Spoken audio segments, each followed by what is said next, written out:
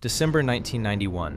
One country became 15, and among those 15, two neighbors, Ukraine and Russia, started from almost exactly the same place. Same currency, same industry base, same collapsed state, same chaos of transition. Today, Russia's GDP per capita is 3 times higher than Ukraine's. But here is what almost nobody tells you.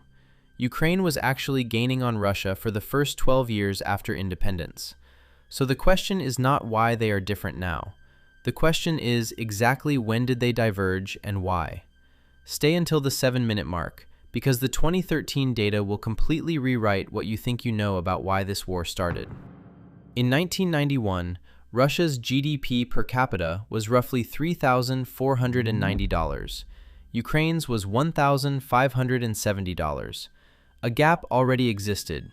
Russia had more oil, more heavy industry, more of the Soviet nuclear and defense complex.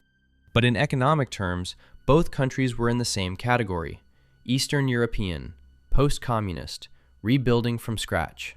The International Monetary Fund called what came next a transition recession. Both countries lost somewhere between 40 and 50% of their GDP in the early 1990s. That is not a recession. That is an economic implosion. Factories stopped functioning. Supply chains that had been integrated across the entire Soviet Union suddenly had no logic. Hyperinflation hit. In Ukraine in 1993, inflation reached 10,000%. In Russia, it reached 875%. Both numbers are catastrophic. The difference in degree tells you something important. Ukraine was more dependent on inter-republic trade, more exposed to the dissolution of Soviet supply chains, and had inherited a currency situation it was not equipped to manage. By the year 2000, both countries had hit bottom. Russia's GDP per capita had fallen to $1,775. Ukraine's had fallen to just $635. Let that number sit for a moment. $635 per person per year. For comparison, in the same year, Poland, which had also gone through post-communist transition, had reached $4,500. Estonia, which had been part of the Soviet Union until 1991, was already at $3,800.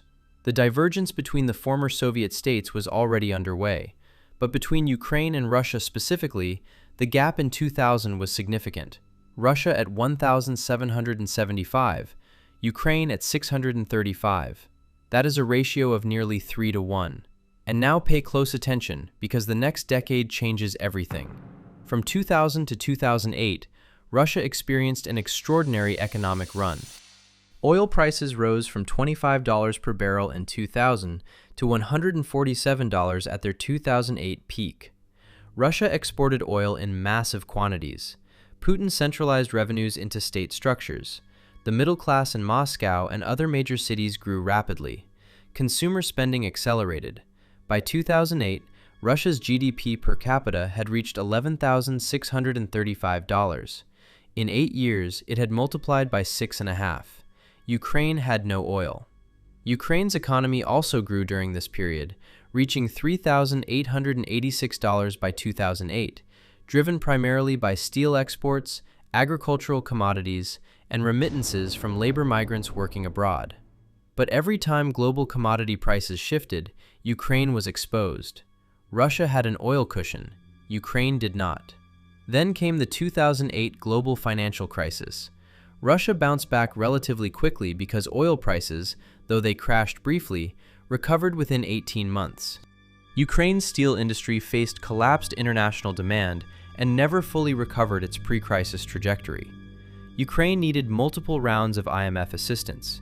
By 2013, Russia stood at $15,543 GDP per capita. Ukraine stood at $4,030. The ratio had grown to nearly 4 to 1. And now we reach the number that explains almost everything that came after. In November 2013, Ukrainian President Yanukovych suspended negotiations for an EU association agreement and chose a Russian economic package instead, a $15 billion loan and heavily discounted gas prices. The protests that followed became the Maidan Revolution. Yanukovych fled the country. Russia annexed Crimea. War began in Donbass. Now look at the economic data behind that political moment. In 2013, Ukraine's total GDP was $183 billion. Russia's was $2.3 trillion. Ukraine's entire economy was 1/12 the size of Russia's. Average monthly wages in Ukraine were around $400. In Russia, they were around $900. But here is the data point almost nobody discusses. In 2013, Poland, Ukraine's western neighbor, a country that had also been through post-communist transition, had a GDP per capita of $13,900. Ukraine was at $4,030. The gap between Ukraine and the EU path, as represented by Poland, was larger than the gap between Ukraine and Russia. Ukraine was caught between two gravitational forces. The EU represented integration with a $17 trillion economic bloc. Russia offered short-term cash flow and gas subsidies.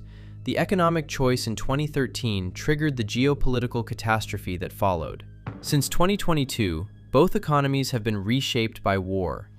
Russia's GDP contracted briefly in 2022, then grew in 2023, driven primarily by military spending that now accounts for roughly 7% of GDP, the highest share since the Soviet era. Sanctions removed Russia from global capital markets, restricted critical technology imports, and triggered a brain drain of an estimated 800,000 people who left in the months after the invasion began. Ukraine's economy contracted by nearly 30% in 2022. By 2024, growth had returned at 3.6%, but the country remains dependent on $40 to $50 billion per year in foreign aid. Infrastructure destruction is estimated at over $500 billion. As of 2024, Russia's GDP per capita stands at $15,145. Ukraine's stands at $5,038. The ratio today is 3-to-1, slightly narrower than the 2013 peak because Russia's war economy has inflated its numbers through military spending, while Ukraine has surprised analysts with its economic resilience. The unresolved question is which trajectory holds over the next decade. Ukraine has EU candidate status. Russia operates under permanent sanctions with no clear path back to international capital markets. Demographics are moving against Russia. In 10 years, which economy recovers faster? The data does not yet have a definitive answer, but this channel will track every data point until it does. Next week, we rank all 15 former Soviet republics by GDP per capita, from the wealthiest to the poorest, and the results will not be what you expect. Subscribe to the Collapse Index. New data every week.